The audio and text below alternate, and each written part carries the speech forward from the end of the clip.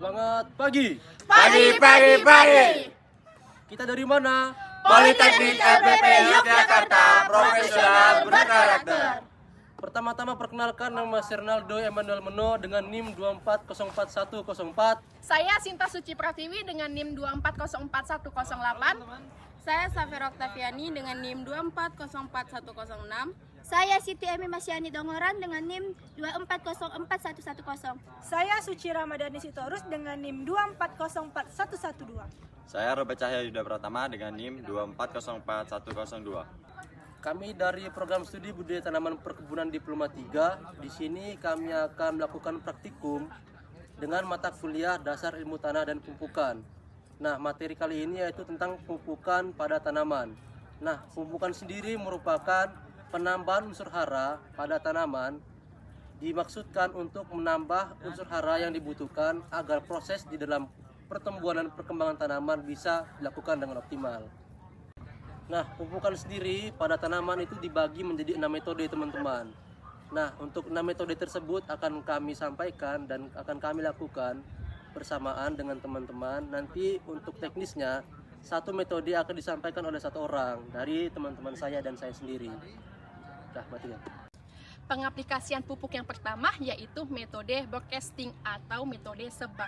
Metode sebar merupakan cara pengaplikasian dengan cara menaburkan pupuk di sekitar tanaman atau di sekitar piringan tanaman kelapa sawit. Metode ini biasanya menggunakan pupuk zat padat seperti butiran maupun serbuk-serbuk. Kelebihan dari metode ini yang pertama yaitu lebih praktis dibandingkan metode lainnya, dan yang kedua lebih menghebat waktu, yang artinya mempersingkat pada waktu pemupukan.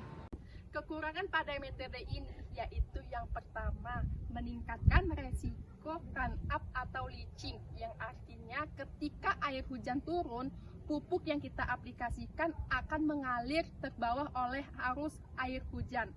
Yang kedua, terjadinya penguapan pada pupuk sehingga tanaman tidak mendapatkan nutrisinya secara maksimal. Berikut cara pengaplikasian pupuk metode broadcasting atau sebar. Yang pertama, kita ambil pupuk sesuai dosis yang dibutuhkan pada tanaman. Dan yang kedua, kita aplikasikan pupuk di sekitar tanaman atau di sekitar piringan pada tanamannya. Begitulah teman-teman cara pengaplikasian pupuk dengan menggunakan metode sebar. Selanjutnya, pada metode lainnya akan dilanjutkan oleh teman saya. Selanjutnya saya akan mempraktekkan metode pemupukan dengan cara ring replacement. Sebelumnya saya akan menjelaskan apa itu ring placement. Ring placement itu adalah peletakan pupuk di area sekitar piringan dengan membuat lubang sekitar 5-10 cm di sekeliling memutari area piringan ini ya. Nah, langkah pertama kita membuat lubang di area sekitar piringan.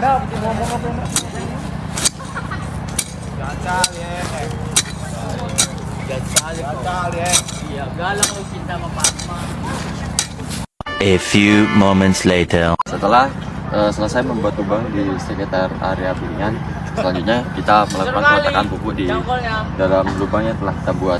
Pastikan dosis atau takaran pupuknya sesuai dengan takaran yang telah ditentukan. Udahlah, Pak. Selanjutnya kita langsung lakukan saja peletakannya. Kita letakkan, kita tabur ke dalam lubang yang telah kita buat. One day later.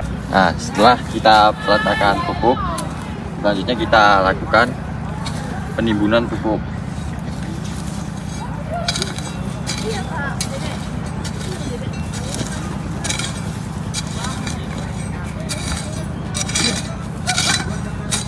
Ten years later. Kelebihan dari metode pemupukan ring placement ini yaitu meminimalisir terjadinya run off, leaching, dan penguapan pupuk.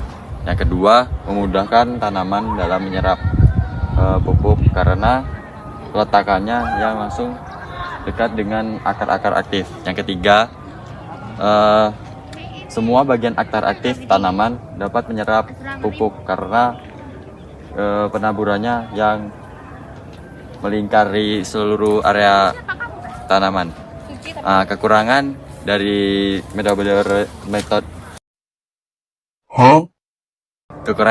metode ring placement ini yaitu dapat merusak bagian akar tanaman, dan yang kedua tidak cocok bila dipraktekkan di areal kebun yang luas karena dapat memakan biaya yang banyak dan waktu yang cukup lama. Sekian. Baik teman-teman, sekarang masuk ke metode selanjutnya yaitu spot placement. Spot placement adalah metode pemupukan di mana pupuk diletakkan ke dalam lubang-lubang kecil di sekitar tanaman, biasanya dengan kedalaman 5-10 cm. Nah, untuk cara kerjanya, yang pertama yaitu membuat lubang-lubang kecil di samping atau di sekitar tanaman, kemudian memasukkan pupuk ke dalam lubang tersebut, lalu ditutup kembali dengan tanah. Oke, sekarang kita membuat lubangnya. Nah, untuk kedalaman lubangnya ini teman-teman mencapai 5-10 cm. Sekarang kita ukur dulu. Nah, ini kedalamannya udah mencapai 10 cm teman-teman. Lalu masukkan pupuk ke dalam lubang.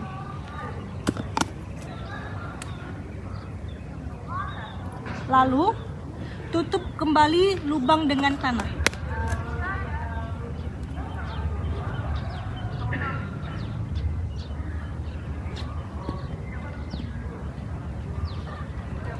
Nah, sudah. Baik, untuk metode spot placement ini memiliki kelebihan. Yang pertama, pupuk tidak mudah menguap karena langsung diserap oleh tanah. Kemudian yang kedua, nutrisi langsung terkonsentrasi di sekitar akar tanaman sehingga lebih efisiensi. Nah, untuk kekurangannya, yang pertama, proses metode spot placement ini lebih membutuhkan waktu yang lebih lama dibandingkan metode yang lainnya seperti broadcasting. Nah, dan juga metode spot placement ini bisa diaplikasikan di pokok kelapa sawit dengan fase TBM dan TM dengan cara yang sama. Oke, baik teman-teman, mungkin sekian dari saya untuk metode spot placement. Akan dilanjutkan untuk metode selanjutnya. Terima kasih. Oke teman-teman, kita akan masuk ke metode yang ketiga, yaitu vertigasi. Vertigasi di mana ini merupakan pemupukan yang dilakukan bersamaan saat penyiraman. Biasanya metode vertigasi ini dilakukan pada tanaman sawit pada fase pembibitan dan TBM. Dan di sini saya akan melakukan pada tanaman kelapa sawit pada fase TBM. Dan di sini sudah ada pupuk yang sudah saya larutkan bersama air. Di sini saya akan langsung menyiramkan ke tanaman secara merata ya teman-teman.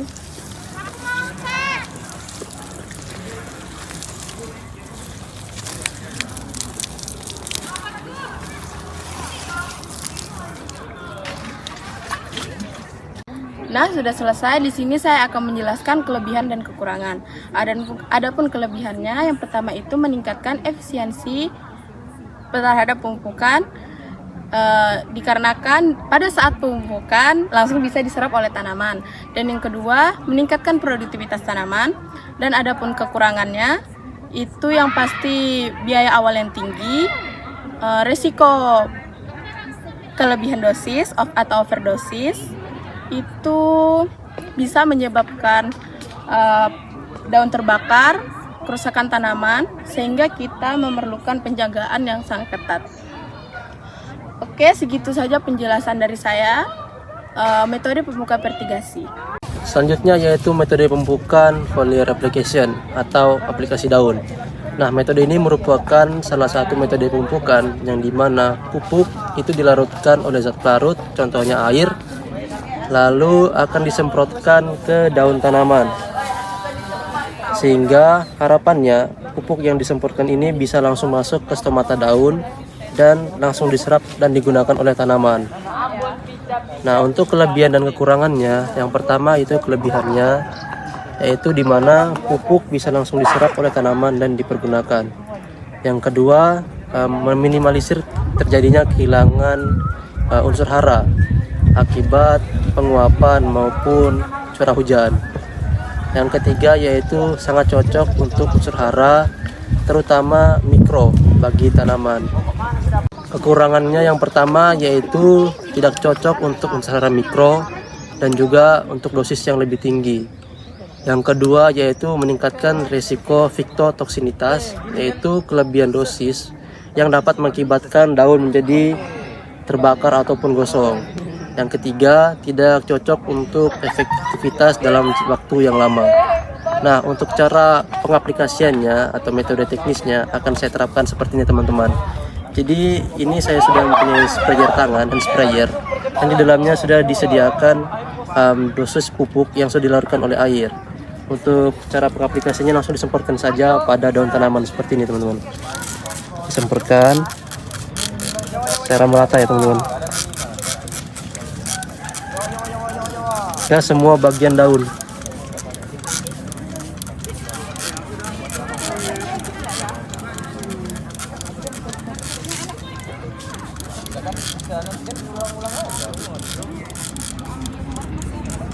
Nah, mungkin cukup ya.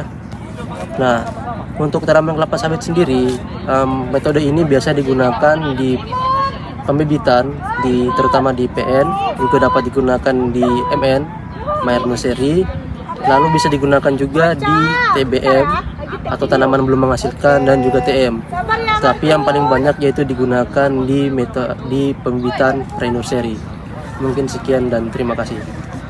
Sekarang kita masuk ke metode terakhir, yaitu injeksi pemupukan. Injeksi pemupukan ini adalah metode pemupukan di mana kita itu memasukkan pupuk ke batang pokok sawit dengan cara kita melubanginya, terus kita memasukkan pupuknya ke dalam dan nanti kita tutup dengan penutupnya. Adapun kelebihan dari metode pemupukan injeksi batang ini teman-teman yaitu efisiensi pupuk.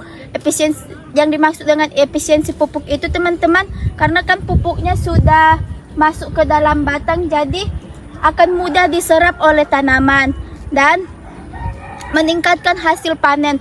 Dengan adanya injeksi pupuk ini teman-teman, nutrisinya tidak kemana-mana, jadi buah yang dipanen itu lebih banyak teman-teman. Dan sedangkan untuk kelemahannya itu pembiayaan kita membengkak atau biaya mahal, karena kan alat-alat yang diperlukan juga mahal teman-teman, serta biaya pengaplikasiannya juga mahal teman-teman, dan alat-alat yang didapatkan pun susah kalau masih di sini, dan untuk lahan yang luas tidak disarankan untuk melakukan injeksi tanaman teman-teman. Untuk tahapan injeksi batang ini teman-teman, kita mempunyai alat-alat yang kita butuhkan. Yang pertama itu teman-teman ada bor, pipa dengan ukuran 11 inci, dan pupuk injeksi yang sudah kita larutkan. Yang pertama itu teman-teman, kita membor pokok kelapa sawit. Untuk metode pemboran ini teman-teman, kita harus membornya dengan kemiringan 45 derajat. Seperti ini teman-teman. Setelah kita bor, kita masukkan pipa yang telah disiapkan. Setelah itu kita masukkan pupuk injeksi yang sudah kita larutkan.